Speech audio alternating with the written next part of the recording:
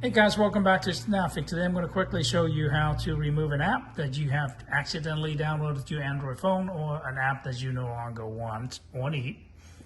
So for my phone, this is what I have. This is an app that I have downloaded and I don't want it anymore. The normal way what you do is you touch the icon of that app for a couple of seconds and it's going to open up this drop down menu for you, and in there you're going to see the word uninstall. Just go click on install. But what tricky is, this app is tricky. All it does is take me to the watch an ad, okay?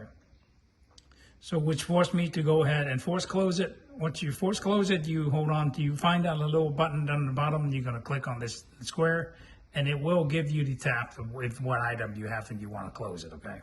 For mine, I already have that. So the only way to go to uninstall it is to actually go to the root, which is go to setting. Okay, so once you go to setting, you're going to find apps, okay?